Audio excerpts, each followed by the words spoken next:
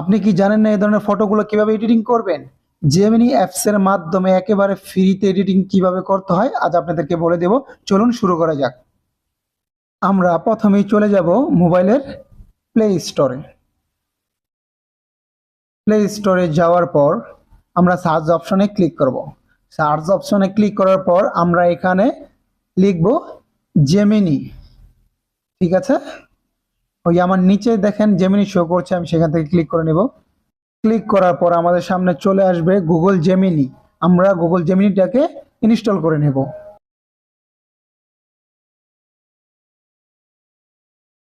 Install হয়ে যাওয়ার পর আমরা ওপেন বাটনে ক্লিক করব। আমাদের সামনে এই ইন্টারফেসটা শো করবে। ডাইন সাইড উপরে কোনায় যে লোগোটা দেখছেন সেখানে আপনি জিমেলটাকে আগে কানেক্টেড করবেন। এরপর বানানো যে আইকনটা আছে আমরা সেটার উপরে ক্লিক করব। সেটার উপরে ক্লিক করার পর আমরা প্লাস যে আইকনটা আছে সেটার উপরে ক্লিক করব। নিচে যে গ্যালারির অপশনটা আছে আমরা সেটার উপরে ক্লিক করব। সেটার উপরে ক্লিক করার পর আমরা একটা ফটো সিলেক্ট করে নিব। অবশ্যই ফটোটা ক্লিয়ার থাকতে হবে, যেন আপনার চেহারাটা ভালো করে বোঝা যায় সেরকম একটা ফটো নেবেন। এইখানে আপনাদের কোনো ফন্ট বা কোনো লিঙ্কের প্রয়োজন না, আমি যেভাবে বলবো সেটা বুঝতে পারেন তাহলে আপনারা যে কোনো ছবি এডিটিং করতে পারবেন। এখন আমি লিখব, এই ছেলেটি আইফেল টাওয়ারের সামনে থাকবে, হাতে মোবাইল থাকবে,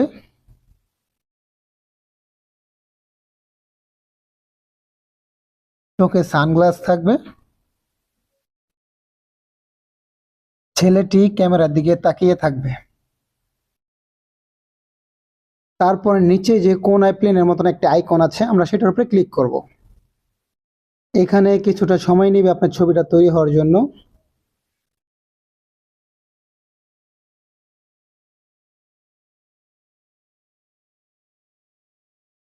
দেখুন আমার ছবিটা কমপ্লিট হয়ে গেছে। আমি নিচের দিকে যাব, ছবিটার উপরে ক্লিক করব, কোনায় যেই ডাউনলোড আইকনটা আছে সেটার উপরে ক্লিক করব, আমার ছবিটা ডাউনলোড হয়ে যাবে। ছবিটা এডিটিং করার প্রসেসিংটা সেম একই। আমি আপনাদেরকে টোটাল 3টা ছবি এডিটিং করে দেখাবো যেন আপনাদের বুঝতে সহজ হয়। এই অ্যাপস দিয়ে আরেকটি ভালো কাজ করা যায় যেটা আপনাদের পছন্দ হবে, এটা আমি লাস্টে বলছি। আমরা যে কোনো ছবি এডিট করি না কেন আমরা অবশ্যই বানানোর যে আইকনটা আছে সেটার উপরে অবশ্যই ক্লিক করে নিব। ঠিক আছে, আমরা প্লাস আইকনে ক্লিক করব, পরে গ্যালারিতে চলে যাব, এখান থেকে যে ছবিটা এডিটিং করব সেটা সিলেক্ট করে নিব। আমরা এই ছবিটাকে কি এডিটিং করব সেটা লিখবো। এখন এই ছেলেটি একটি মোটর সাইকেলের উপরে বসে থাকবে,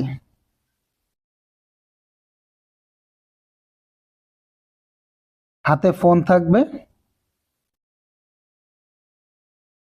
ক্যামেরার দিকে তাকিয়ে থাকবে। নিচের প্লেন আইকনটায় ক্লিক করব। এখানে আমাদের কিছুক্ষণ অপেক্ষা করতে হবে।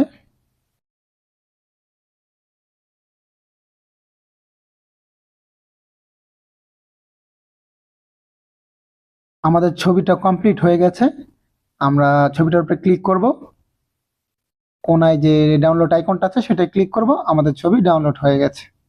ঠিক আছে, আপনি যে কোনো ছবি এডিটিং করতে পারবেন, কোনো রকম লিঙ্ক বা কোনো কিছু লাগবে না। জাস্ট আপনি সুন্দরভাবে ওকে বোঝাতে পারলেই চলবে যে আপনি কি এডিটিং করতে চাচ্ছেন, তাহলেই চলবে, আর কিছু লাগবে না।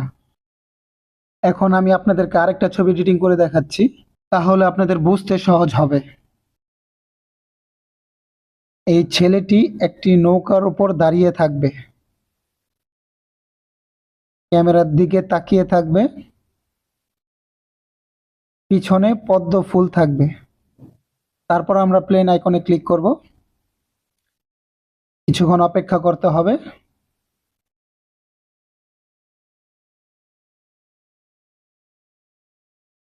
আমাদের ছবিটি তৈরি হয়ে গেছে, দেখুন সুন্দর একটি ফটো তৈরি হয়েছে। সেমভাবে আমরা ডাউনলোড করে নিব। ঠিক আছে, এই অ্যাপসটির আরেকটা কাজ দেখাই আপনাদেরকে, আপনাদের ভালো লাগবে। আমরা নিচের এই কোনায় আইকনটায় ক্লিক করব। ক্লিক করার পর আপনাদের যদি কোনো প্রশ্ন থাকে যেটা আপনার জানতে হবে, তাহলে সেই প্রশ্নটা আপনারা এইখানে এসে করতে পারবেন, যেটার জবাব এইখান থেকে আপনাকে দিয়ে দিবে। আচ্ছা, আমি একটা প্রশ্ন করছি, আমাদের পৃথিবীর আয়তনটা কতটুকু? পৃথিবীর মোট আয়তন প্রায় ৫১ কোটি বর্গ কিলোমিটার। এর মধ্যে প্রায় ৭০.৮% জল এবং ২৯.১ 2% স্থল। ঠিক আছে, আমি আরেকটা প্রশ্ন করব তোমাকে। আচ্ছা, তুমি আমাকে সূরা নাসের বাংলায় তর্জমা করে শোনাও। সূরা নাস পবিত্র কোরআনের 114তম সূরা। এই সূরা মক্কায় অবতীর্ণ। এর আয়াত সংখ্যা 6, রুকু 1। সূরা নাসের বাংলা অনুবাদ নিচে দেওয়া হল।